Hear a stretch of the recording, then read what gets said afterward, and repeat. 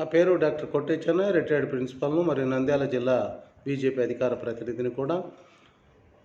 శ్యామాప్రసాద్ ముఖర్జీ ప్రముఖ జాతీయవాద నేతలలో ముఖ్యుడు కూడా. కలకత్తా విశ్వవిద్యాలయం కులపతిగా పనిచేసిన అశుతోష్ ముఖర్జీ కుమారుడైన శ్యామాప్రసాద్ ముఖర్జీ గారు 6/7/1901 కలకత్తాలో జన్మించారు. కలకత్తాలోని విద్యాభ్యాసం ప్రారంభించుకొని కాంగ్రెస్కు వాదిగానే రాజకీయ జీవితం కూడా ఆరంభించాడు. చాలా చిన్న వయసులోనే అనేక పదవులు నిర్వహించారు. వారు 1929-47 మధ్య బెంగాల్ లెజిస్లేటివ్ కౌన్సిల్కు సభ్యుడిగా పనిచేశారు. అలాగే కలకత్తా విశ్వవిద్యాలయం వైస్ ఛాన్సలర్గా 1934 నుంచి 1938 వరకు పనిచేశారు. అదేవిధంగా 1941-42 మధ్య బెంగాల్ ప్రావిన్స్కు ఆర్థిక మంత్రిగా కూడా పనిచేశారు. వృత్తిరీత్యా విద్యావేత్త, న్యాయవాది, రాజకీయ నాయకుడైన ముఖర్జీ గారు 1943-47 మధ్య అఖిల భారతీయ హిందూ మహాసభ అధ్యక్షుడిగా పనిచేశారు. బెంగాల్లో హిందూ మాతృభూమి ఉద్యమాన్ని నిర్వహించింది కూడా ముఖర్జీనే. అలాగే 1947లో బెంగాల్ విభజన కోసం మాతృభూమి ఉద్యమాన్ని నడిపింది కూడా ముఖర్జీ గారే. 1947 ఆగస్టు 15న నెహ్రూ మంత్రివర్గంలో పరిశ్రమల శాఖ మంత్రిగా పనిచేశారు. అయితే 1950లో పాకిస్తాన్ ప్రధాని లియాఖత్ అలీ అలాగే భారత ప్రధాని జవహర్లాల్ నెహ్రూ మధ్య జరిగిన ఢిల్లీ ఒప్పందంలో వ్యతిరేకంగా ఆయన నియోజితో కలిసి రాజీనామా చేయాల్సి వచ్చింది.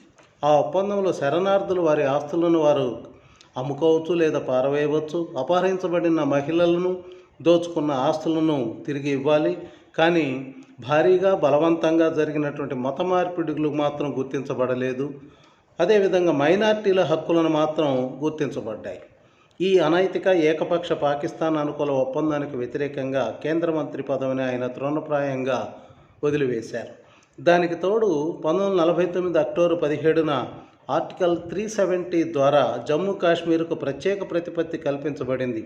దాన్ని రాజ్యాంగంలో తాత్కాలిక నిబంధనగా చేర్చారు కూడా. ఇది కూడా వారి రాజీనామాకు ఒక కారణం. రాజీనామా అనంతరము 21/10/1951లో వారు భారతీయ జనసంఘ్ అనే రాజకీయ పార్టీని స్థాపించారు.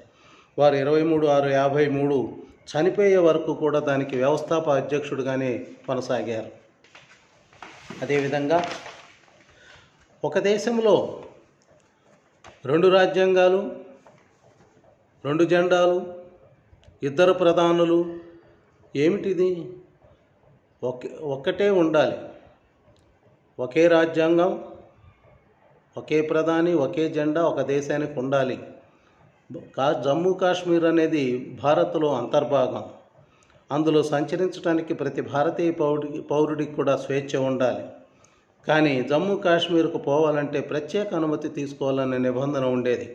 ఆ నినాదంతోనే జమ్మూ కాశ్మీర్కు పోయేందుకు బలవంతంగా ప్రయత్నించడంతో 22/6/53న అరెస్ట్ చేసి జైల్లో పెట్టారు. కానీ 23/6/1953 తెల్లవారుజామున గుండెపోటుతో మరణించారని ప్రభుత్వం ప్రకటించింది. ఆ వీరుడిది అంత బలహీనమైనటువంటి గుండెనా అని అఖిల భారత హిందూ ప్రజలు తల్లడిల్లారు.